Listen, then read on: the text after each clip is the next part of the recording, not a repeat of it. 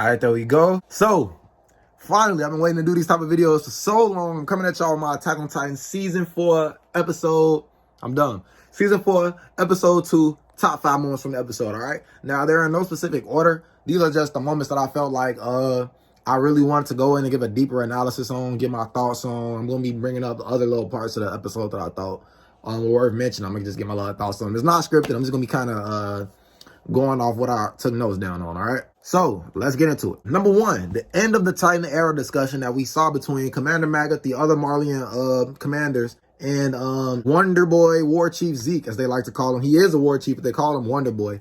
And I think that has something to do with his royal blood. Now, Zeke is actually keeping this a secret from Colt, Falco's brother, as we saw in the conversation that we had, and that's going to be in my my number 2. So, the thing with this conversation that was so intriguing about me was the foreshadowing that they're setting up. They were talking about how the evolution of warships and planes and shit dropping bombs, how Titans were going to basically be expendable. And it was interesting because one of the other commanders who I'm talking about then made a comment like, are there any flying Titans, wing Titans? It's just interesting for somebody to say that because we know for a fact that as the Titans get transferred into different bodies, that different traits and different abilities can start up within them depending on the user. All right, as we saw with Ymir from season 2, when she had the Jaw Titan, Ymir was just basically like a regular 5-meter Titan. She couldn't really do much, but she had the claws and the mobility that our Titan had. But now that we see Galliard using the Jaw Titan, he's got like a lion's mane, he's got like a metal Ichigo hollow mask, all types of shit. So that was just interesting to see some of the things that they possibly might be setting up with this little conversation. And also, I was wondering, they're talking about the evolution of technology and how the Titans are becoming expendable, but why don't they just upgrade the technology to assist the Titan? You have these creatures of mass power that are basically immortal because when a Titan is injured, as long as the person inside is cool, you can bring that Titan back to battle another day. As we see in the Cart Titan, who seems to be Peak has armor with somebody controlling the guns inside the armor. So why don't we make maybe extra armor for Reiner or the next Titan, the next armor Titan? Why don't we make more armor for Zeke? Zeke needs the most. Reiner had to sacrifice himself basically last episode. He didn't die, but he had to sacrifice his body to keep Zeke from getting hit by 1,000 fucking cannons. So why don't we upgrade our technology to assist the Titans? Maybe it might have something to do with how much they don't like the aliens, or maybe it just didn't cross their mind. But that was a question that I had. Like, just because technology is evolving doesn't mean that the era of the Titans has to be over. If they're still an asset, why don't you feel me? And now, number 2 on my list is kind of a mix of things. Basically, the conversation between Zeke and Colt, and then we have Commander Maggot bringing his nose into that shit. Now, what was so interesting about this to me? It was a couple things that I noticed besides Zeke's one of his famous one-liners, which is also why Zeke is becoming one of my favorite characters this season. This ties back to what I was saying earlier about Zeke keeping his royal blood a secret from Colt. Everybody else, I'm assuming too. Basically, Colt was saying, why are you so different than the past Beast Titans? Because Zeke's power as the Beast Titan is different than previous Beast Titans, apparently. I'm going to assume Zeke's royal blood is what allows him to turn people into Titans by yelling. And why I think this is because the only other type of abilities that are beyond a regular human is that of royal blood with the changing memories. You feel me? That type of shit. And we know for a fact Zeke has royal blood because in season 3, when we saw Grisha's memories, we know that Zeke is Grisha's son, but who is his mom? Someone of royal blood who was turned into a Titan. And that is when, at the end of season 2, when Eren punched that smiling Titan, Zeke's mom, he punched the smiling Titan, and then he was able to use the powers of the founder, the coordinate, and control those Titans. So we know Zeke has the royal blood, and I'm thinking that's the reason why he's able to turn. I'm almost positive that's the reason he's able to turn people into Titans. Thus, why they call him the Wonder Boy. All right. Not to mention his one-liner about how he wipes his ass and the secret he keeps. Number 3. Reiner's scene with the kids on the dock when it was like sunset. First off, aesthetics, beautiful. That entire scene, the storyboarding was amazing. It was just awesome. Like the sunset in the background, everything from the genuine love it seems like the kids have for Reiner. But what I was gonna make note of was I really wonder if Gabby is more so attached to Reiner because of his connection to the Armored Titan. Because Gabby is so far brainwashed Gabby is so far brainwashed. You can see it in her eyes. The way they animate her eyes, they want you to really see that there is a lost girl behind her.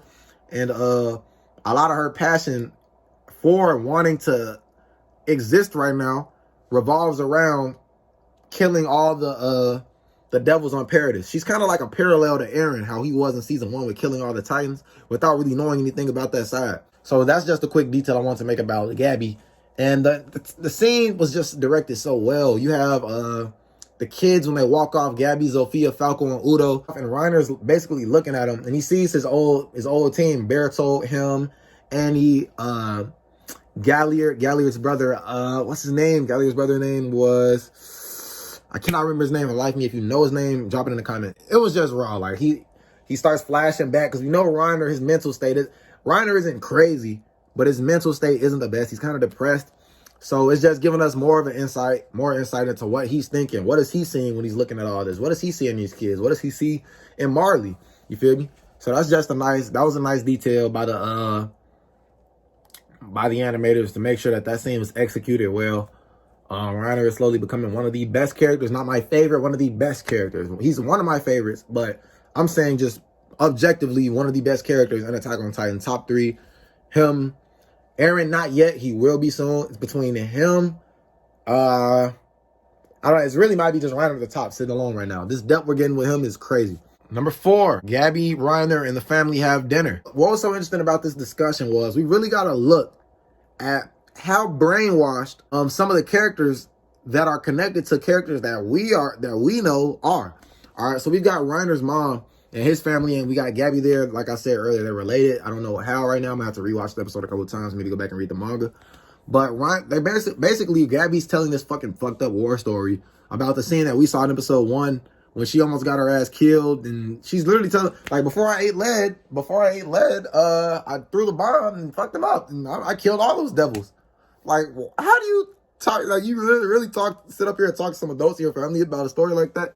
It was so interesting because when it got around to the point where they're basically asking Reiner, like, yo, how was it on the island when you were with those devils? You barely made it out, right? They're trying to make Gabby these little lines that try to convey to you that she's still a child, like that she has somewhat of innocence and respect. Like, oh no, Dad, don't ask Reiner that. Even if it wasn't classified, he wouldn't want to talk about it. And Reiner, he gets to telling the story, and he's bringing up scenes about Sasha, how she in season 1, how I don't even remember this scene like that from season 1. I saw season 1 a long time ago, like 2013, 2014.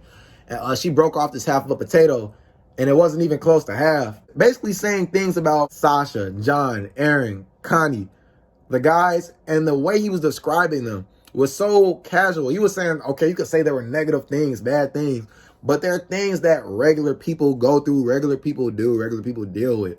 And Marley, we know how brainwashed the Eldians have been to hate the Eldians of Paradise. We've seen what happened with Grisha's flashbacks. We've seen Zeke turn in his people. We've seen Grisha's sister get eaten by dogs, and then Grisha's parents reprimand him for taking his sister out to beyond where Eldians should be going. So we know for a fact Eldians are brainwashed, but it's like a stab kind of just to see it. Our main character, Reiner, we know he's going through so much.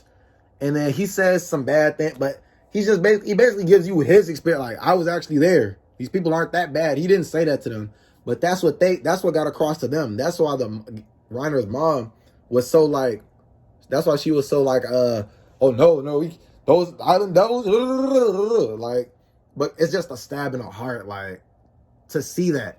And then we have Gabby. Gabby has this one line like, they are all bad people, right? And that line actually wasn't in the manga.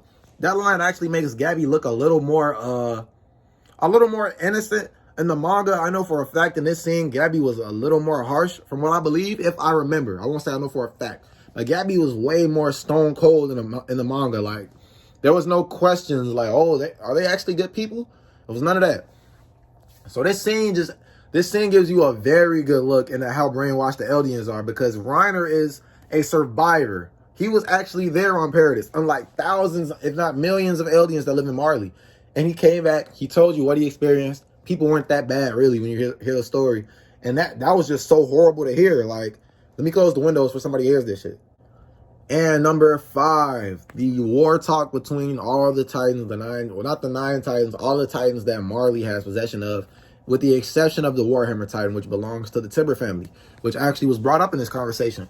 And it's interesting. I'm interested to see how they're going to incorporate the Warhammer Titan into the show, if they're going to keep it strictly with like how the manga did it. Because in the manga, before the Warhammer Titan appears, there's not really any, like, there's set up right here in this discussion. There's another discussion between someone in the trailer and Magath. But for the most part, the Warhammer Titan in the manga, it strictly shows up for action. It's just, you saw it in the trailer, like, that's literally it. Like, the Warhammer's going to show up on dirt and it's going to be fighting. All right. So I want to know if maybe they're going to try and flesh out those characters a little more. We got 16 confirmed episodes for this season. It's probably going to be a part 2, but I'm not sure if they're going to try and drag anything out to give us a little more connection to the characters. I'm interested to see where that goes.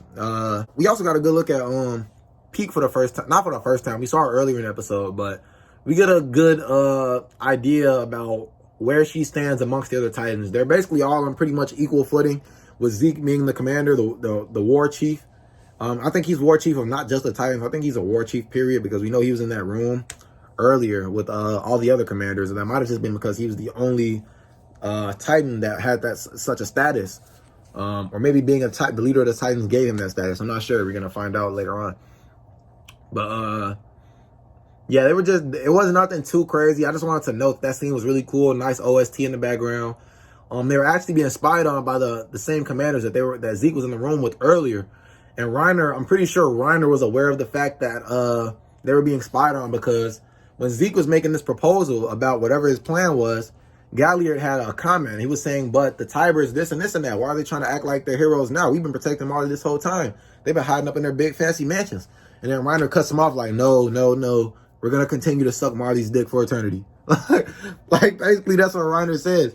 And then he makes a comment at the end, like, not in this room, huh? Referring to something that Zeke said earlier about them meeting up in this room for a simple tea talk. And I'm pretty sure that Reiner did all that dick sucking because he was aware that the Marleyans were listening. He didn't want Galliard to say anything that would get them in trouble.